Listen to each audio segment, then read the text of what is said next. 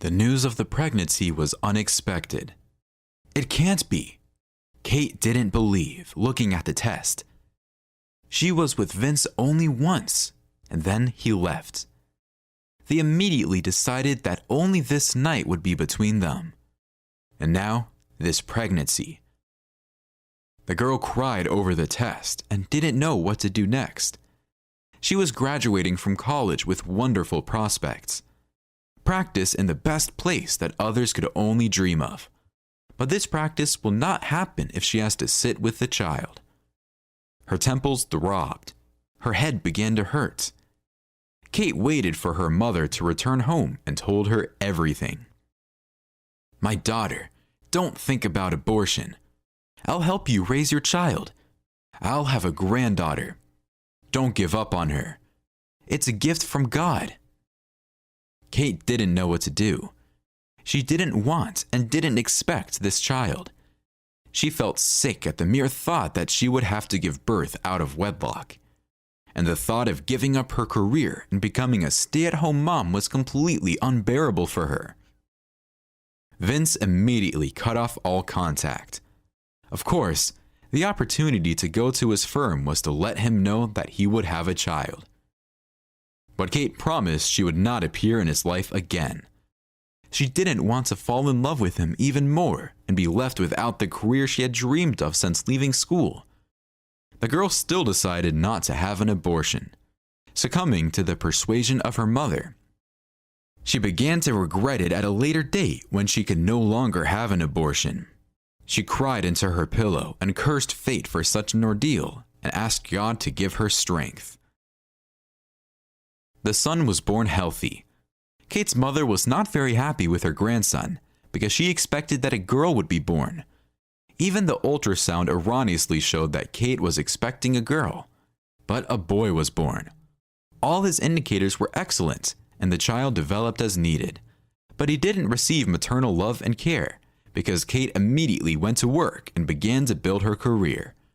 Grandmother took care of her grandson as best as she could. Shane was a quiet and calm boy, so he didn't cause any problems for his family. When her son was 6 years old, Kate often went on business trips. When she was in one of them, she received terrible news from her mother. "Kate, we have a grief. Shane climbed with the guys on the garages and fell off the roof. There's something wrong with his spine." Kate thought about it, and her heart didn't even skip a beat. But any mother would already rush to her son to support him and help him. But the woman felt nothing.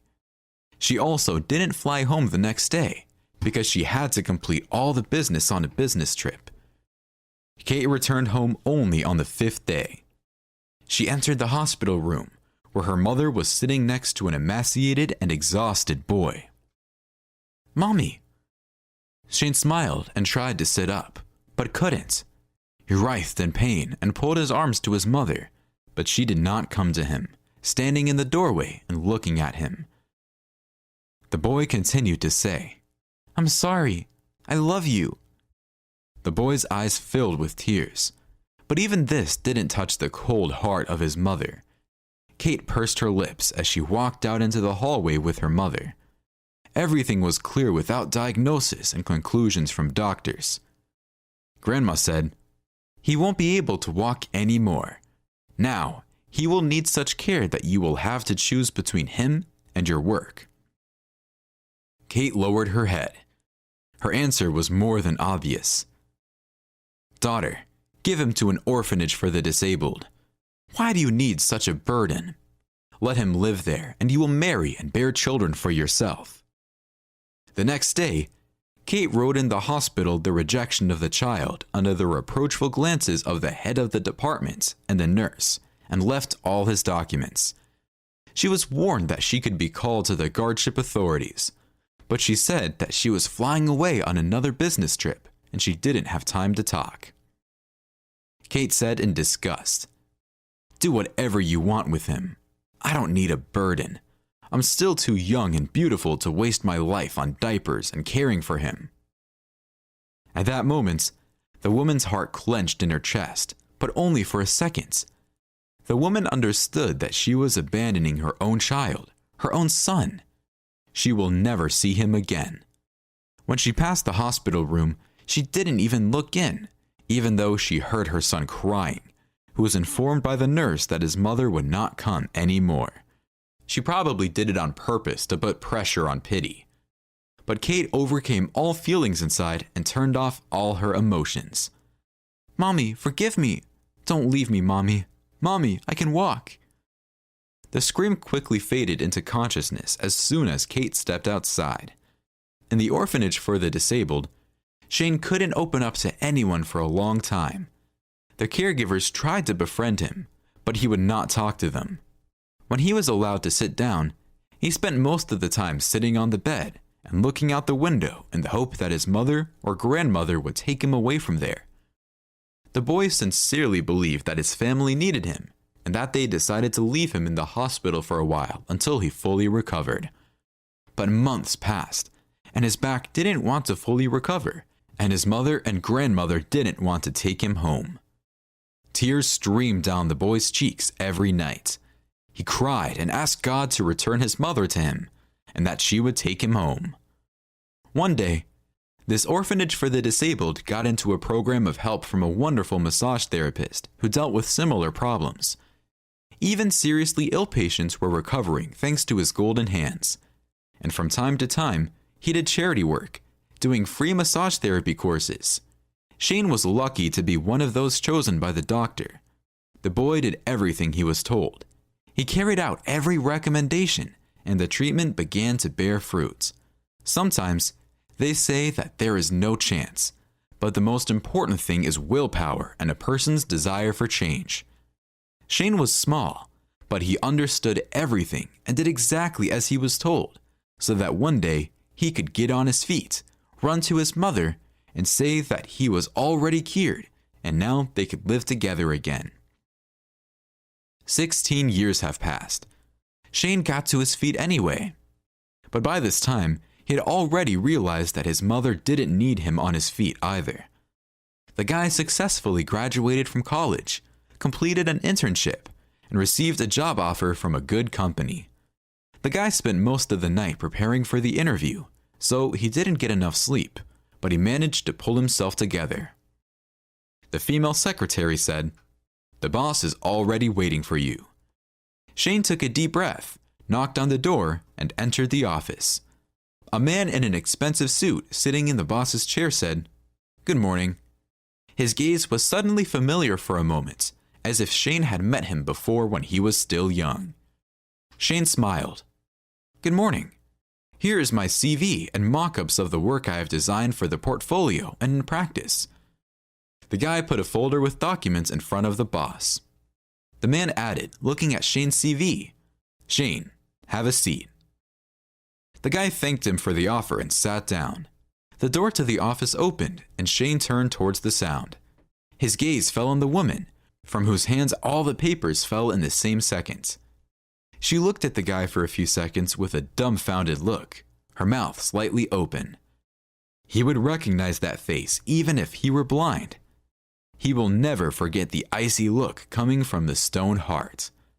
The guy pretended he didn't recognize the woman, but he got to his feet, walked over to her, and began to help her pick up the papers from the floor, either out of politeness or to show her that he was no longer a helpless invalid. His mother also pretended not to recognize her son. Her trembling fingers betrayed the fact that this was not so. He himself decided not to say anything yet. He returned to his seat and settled comfortably in his chair. The boss asked, "Kate, are you all right?" He spoke with such warmth in his voice that it was immediately clear to Shane that they were in a serious relationship. Shane was afraid that now his mother would convince the boss not to hire him. It's unlikely that she will remember the maternal instinct, which has never visited her in these 16 years. She answered the boss, "Yes, it's okay." The boss began to ask questions, and Shane answered them firmly and confidently. "I forgot to introduce myself. My name is Mr. Roberts. Shane, Tell us more about yourself and your life. In our company, the relationship is almost like a family, so I would like to know a little more about the life of my employees. Of course, if you think it's too personal information, you don't have to tell me. Shane wondered, does that mean I'm hired? His palms were wet with excitement. Kate was silent all this time, studying the documents. Apparently, she too was supposed to conduct this interview. The boss nodded to Shane. You've been hired. Tell us about yourself. I don't have the most pleasant story, but if you insist. The chief nodded. If you don't mind, then I would insist. Life is not a fairy tale, and it has battered all of us. Then listen to me. I never knew my father, and my mother didn't need me. I still don't know why she gave birth to me. When I was 6 years old, I fell off the roof of a garage. I remember that my grandmother was then talking to a female neighbor and asked not to distract her, and the older boys called me. I became interested. They climbed onto the roof first, but the roof was slippery and I fell off the roof. I injured my spine. I was told that I would always lie down and not be able to stand up. My mother didn't come to see me for a very long time. I thought she was angry, and I dreamed of hugging and kissing her and asking for forgiveness. And when she arrived, she didn't even come up to me. Then the nurse told me that my mother would never come to me again. She doesn't like a son who can't walk. I screamed very loudly. I cried and asked her to forgive me. I swore I wouldn't do that again. But she didn't come back. And then a real magician appeared. I'm lucky he chose me. He did massages and recommended exercises for me. I did everything as he told me to get back on my feet and become needed again by my beloved mother. But when everything worked out for me, I realized that she didn't need me, and I decided to move on with my life. I studied hard and strived to become a competent specialist, and then I got a job offer from your company. That's how I ended up here. Shane gritted his teeth as if it hurt him to remember the moment his mother left him. He looked up and noticed Mr. Roberts' eyes were filled with tears. Mr. Robert wiped away a tear and shook his head, and Kate broke the pen she was holding. Kate didn't say that this woman is now sitting in the office, and Kate apologized and left the office. Shane talked a little more with the boss and promised that he would start work tomorrow morning. He said goodbye to the man, thanked him for the conversation, and left the office with a smile on his face. He was hired. On the street outside the office, Shane ran into his mother. He stopped beside her and looked at her. The guy asked her, "Mom, did you recognize me?" And the woman began to shake her head. "I beg you, don't say anything to Mr. Roberts. My relationship with him just started to get better. I can't lose the job I've longed for because of the mistakes of my past." Shane asked without taking his eyes off the woman, "So, you admit it was a mistake?" "I admit it, but I don't regret anything. If I had left you at home with me then, you would never have learned to walk again, and I wouldn't be able to do anything. Therefore, you should thank me. Above all, don't say anything to Mr. Roberts." Shane was disgusted. He shook his head and walked to his car. Shane had been working at Mr. Roberts' company for 2 weeks now, crossing paths with his mother from time to time. The woman didn't create any problems. She treated Shane like any employee, but more often than not, she avoided meeting him. One day, he saw an elderly woman near the office and immediately recognized her. It was his grandmother. She stood, crushing the handles of the bag with her fingers, and looked expectantly at the doors. And when she saw the guy, she began to cry. She asked, approaching the guy, "Shane, can I talk to you?" "Yes, you certainly may." "Hello, let's take a walk. I can suggest you go to a cafe." When Shane drove with his grandmother to the nearest cafe, he realized that he had long ago let go of his grudge against his mother and grandmother, who had abandoned him. He didn't wish them harm and didn't want to take revenge on them. As it happened, so it happened. Nothing can be returned. His grandmother sighed heavily. "It's all my fault. I was afraid that I wouldn't be able to raise you." I knew Kate didn't need you. I persuaded her not to have an abortion, and then I started to get sick. I thought it was a girl, and a boy was born. That is, you. And when it all happened, I understood that Kate didn't need you. She didn't come the first day. And I was weak and couldn't cope with a disabled person. Forgive me if only I knew. You don't need to apologize. What was is gone. Shane, don't ruin Kate's life. She gave everything for her career. She sacrificed women's happiness. Don't tell your father the truth about her being your mother. Shane seemed to have been hit on the head at that second. He became catastrophically short of air. He realized that his mother didn't want to make up with him and get his forgiveness. She came to pray for his mother. And the father? What father was she talking about? Did his father work for the company? If Kate had not broken up with Christopher then, maybe everything would have turned out differently. Maybe you would have a family. And Christopher didn't try to find out how Kate's life turned out. If he had found out earlier, if he had known that he had a son. I beg you, don't ruin her career because there is nothing to return. His forehead was covered with sweat. Shane felt himself begin to shake. Mr. Roberts was his father. That's where he saw that look. He looked in the mirror every day, but didn't even guess that he looked so much like Mr. Roberts. And now, this similarity didn't go out of his head. His boss is his father. I heard you. Thanks for talking, but I think our conversation is over. Mr. Roberts will know for himself if he needs anything. Then Shane got to his feet, put the money for their ordered tea on the table, and hurried to leave. He was offended that his grandmother found him, only to ask him not to tell anything to his father. And now, it was clear to him why his mother was so frightened. His father didn't know anything about the fact that he had a son. Another 2 weeks have passed. Shane didn't know if he needed to share the truth with Mr. Roberts. After all, this news will be a severe blow to him. They sat in the boss's office and discussed one of the projects. Suddenly, Mr. Roberts patted Shane on his shoulder and said admiringly, "You are like a son to me. You understand me from half a word. You'll feel what I want to see, as if you read my thoughts. Perhaps God sent you to me for a reason." Shane said unwillingly, "Father, you have no idea how close to the truth you are." The words just fell off his tongue. Mr. Roberts opened his eyes wide in surprise, and then he laughed softly. "Funny, you're good with humor. I'm glad that we have established such a warm relationship." Shane didn't say another word. He regretted that he had told the truth. After all, he had no evidence of kinship with this man. And he didn't know if there was any point in trying to mend the relationship now. He didn't want to betray his mother. After all, everyone once receives his punishment from heaven. A month passed, which brought with it an unexpected stab in the back. Shane was framed. He had no doubt that his mother had done it. But why did she need it? Why did she do this? He didn't tell anyone about their relationship.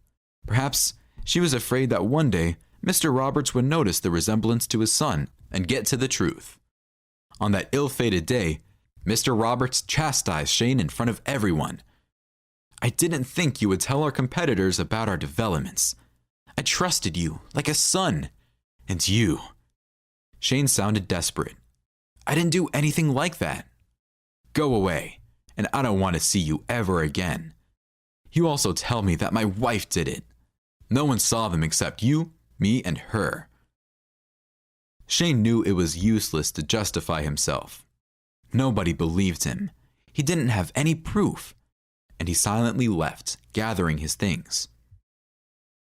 2 weeks later, Mr. Roberts arrived home early from work. He quietly entered the house and heard his wife talking on the phone. "Mom, yesterday I saw him near the office. Shane was waiting for someone. Maybe he wanted to talk to his father. If Christopher finds out that he is his son and that I have abandoned our son, he will leave me. I'm afraid of it. I won't survive if I lose everything and if all my plans are ruined by the appearance of Shane. I really aspired to this position.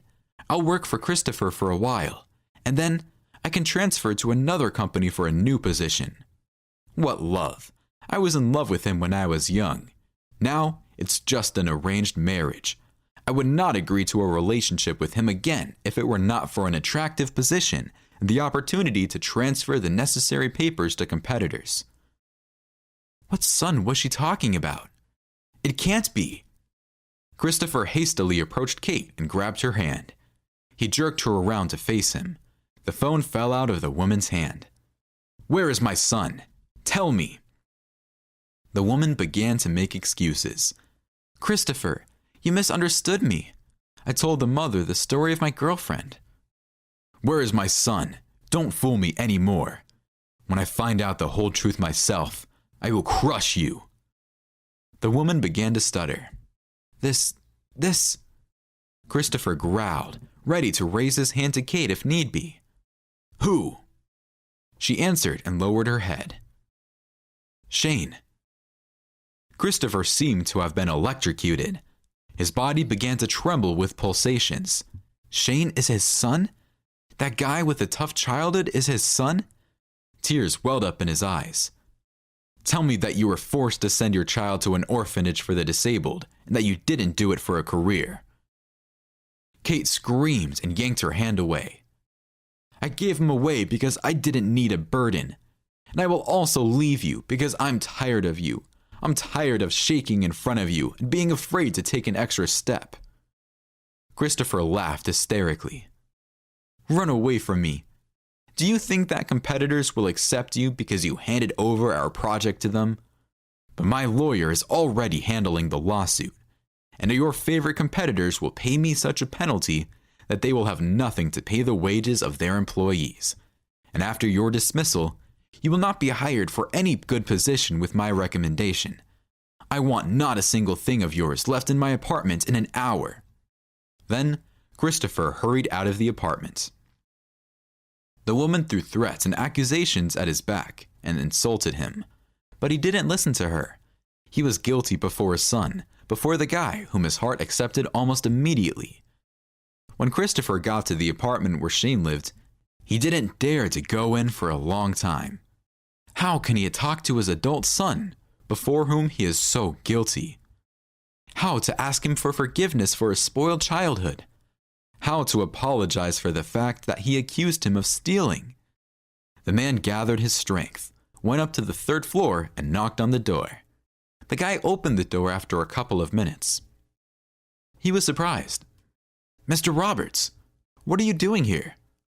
I know everything, but only I don't understand if I can now ask your forgiveness. I'm so guilty in front of you. Son, forgive me for everything if you can. I didn't know. Tears streamed down Christopher's cheeks. Father, I hold no grudge against you. Everything is fine. Christopher and Shane embraced. Now they had each other and could deal with all the troubles together.